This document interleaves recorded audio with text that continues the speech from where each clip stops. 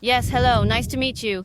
This is Dr. Michigo. Yes, hello, nice to meet you. This is Kim Ki-won from Michigo. We live in a country, South Korea, where 80% of household assets are in real estate. It really seems like a harmful and unnecessary situation for the entire world. The Bank for International Settlements, BIS, has issued a warning regarding household debt in South Korea. They have raised concerns that if things continue as they are, it could lead to serious problems. Today, I would like to discuss this issue. I think if things continue like this, I might have to live off of tearing up text messages one by one in my old age. No way. Isn't that the case? I mean, having 80% of assets in real estate just doesn't make sense. Real estate is not a liquid asset. So what's the problem with each individual property? People are going all in, leveraging as much as possible to concentrate 80% of their investments. In my view, this is extremely risky. I'm not a patriot or anything, but we live in a world together. Yet, despite this serious situation, real estate prices keep rising. If that's the case, then it should be 85% or even 90%. Is a world where everything is 100% like that a happy one? Absolutely not. I really wish those who think that way would refrain from speaking. I genuinely believe that our country is going to pay an incredibly serious price for this. Let me discuss the details. First of all, as you mentioned, the dependence on real estate in our country is excessively high. The reasons for this are various. For a while now, real estate prices have been continuously rising. Whether it was during the IMF crisis or any financial crisis, prices kept going up. Additionally, the government provided loans for jeonse, a type of lease in South Korea. And during the 2010s, as media, especially platforms like YouTube, developed, the situation changed. If it weren't for the unique event of COVID-19, the peak of the real estate market would have arrived even sooner. However, due to this unusual event, interest rates were lowered to historically low levels, and liquidity was increased. That's where the crazy bubble formed. So now, people are feeling how thrilling that heat is. What is the most exhilarating thing in this world? Isn't it making a huge profit from investments in a short time? In our country, there is a strong belief that if you want to make really big money, real estate is the only way. Is that right? The real estate market is going crazy because of all these YouTube channels that only talk about rising prices. Now, I believe we are entering a very serious phase. The reason is that, as you can see here, household assets have decreased for the first time since the statistics were compiled in 2012. Household assets are declining, and real estate accounts for 78.6% of those assets, which is almost everything. It should be this way, but only real estate prices are rising, which is absurd. The fact that this figure is nearly 80% is extremely serious. For instance, in the United States, as of 2021, what percentage of total household assets is made up of real estate? It's around 30%, not even 30%. Therefore, whether housing prices go up or down, it doesn't become a significant issue. What about Japan? What percentage is it there? Japan's share is not as high as expected. No, it's not that Japan's share is unexpectedly high. It's that South Korea has gone crazy. South Korea, you really need to get your act together. This is a serious situation for South Korea. And the UK is currently at 46%, but South Korea is almost at 80%. Just South Korea. This was okay during the times when the population and the economy were growing. But what's the problem now? The world is completely changing, you know? It's changing completely. Am I not experiencing low birth rates right now? Is the population not aging? Is there not low growth? The population decline has already begun. So, can real estate really go up from here? It should be around 80% or 85%, but that just doesn't make sense. It could happen. But what would happen then? The aftershock on the South Korean economy would be tremendous. This is why the BIS and others are continuously issuing warnings. They are indeed warning about this now. We've gone beyond just borrowing, to the point of extreme borrowing, haven't we? But I think there must be some level of satisfaction or expectation that drives people to go this far. I expect that a significant downturn will occur in 2025. This downturn will affect Gangnam, Seocho, and Songpa. Do you know why? Because loans were provided. In 2020 and 2021, loans were not given for apartments priced over 1.5 billion won, so those prices dropped less. But now, loans are being offered again. According to recent articles, 24% of people in Gangnam who bought homes borrowed over 1 billion won, which is 1 out of 4. Mr. Kim, an office worker, took out a loan of 800 million won last July to purchase an apartment in Seongdong-gu, Seoul, for 1.15 billion won. He fully utilized the LTV, loan-to-value ratio, and received a mortgage of 750 million won, along with an additional 50 million won in a personal loan. This means that for the 1.15 billion won apartment, 800 million won is borrowed. What do you think will happen if the price drops by just 20 or 30%? It will go straight to auction. It will go directly to auction. What is it? Now, people are not just going all in, but are even going ultra all in to switch and buy apartments. Still, the reason people buy is because they have the expectation that prices will rise. They believe that prices will go up, and they want to believe that. It has to be now or never. Yes. And there are experts who say that too. I got a little excited just now, and there's a reason for that. Because, just like in a car, we have an accelerator and a brake.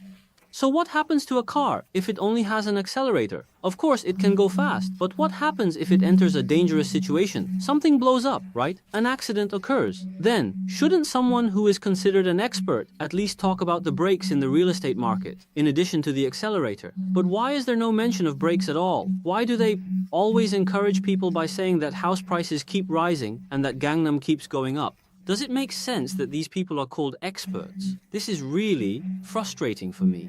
I hope so. So many people are paying the price for this. And if you look around now, there are many cases of people suffering from real estate purchases in 2020 and 2021. There are truly many who are in immense pain. Yes, that's why I feel frustrated. It's frustrating, and who would get angry at our Kim Shin-young? It feels frustrating. So now really everyone, I mean, I've made mistakes in my life too. But what's much more important than making good decisions is not making wrong decisions. Wrong decisions can ruin your life, right?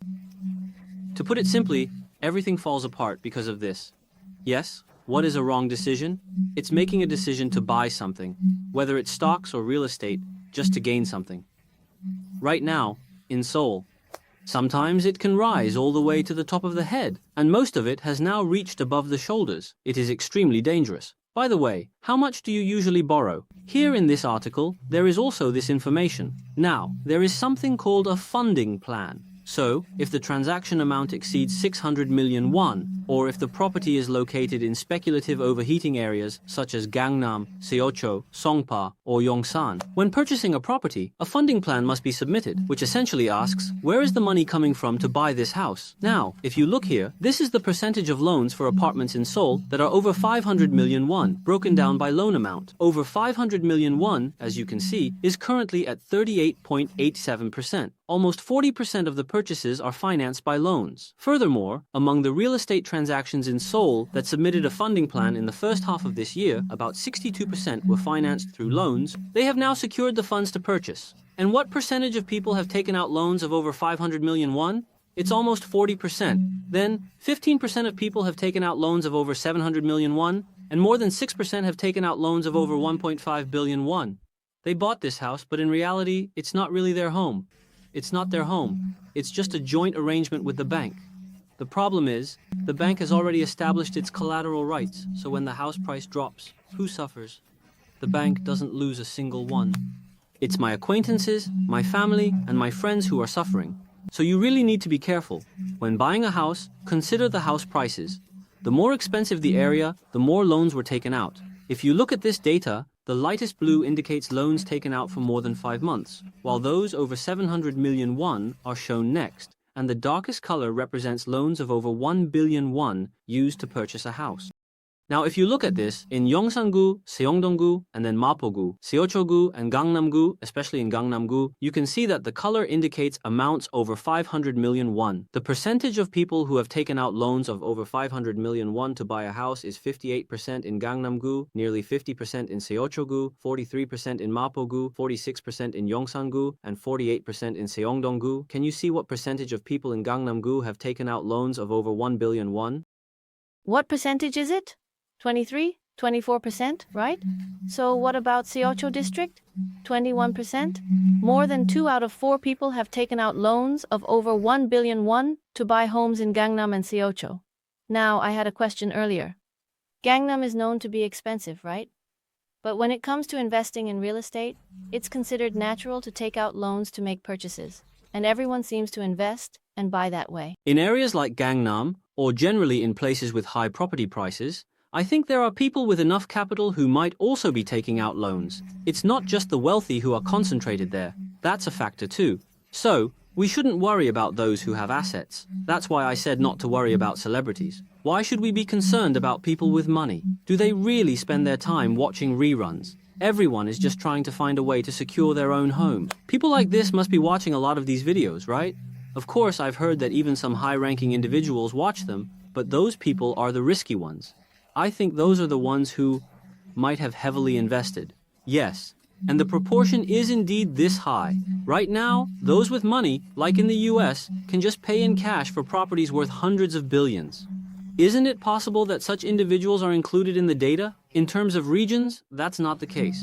Look at this. This shows the proportion of loans taken out for real estate in each district of Seoul. So, the data is extracted only from those who purchased with loans. But among them, the number is quite high right now. Now, people are even going to extreme lengths to invest in real estate in Seoul, betting on rising prices. So, what announcement is the BIS making now? Initially, the relationship between debt and growth improves as people take on debt to buy homes and so on, leading to better growth.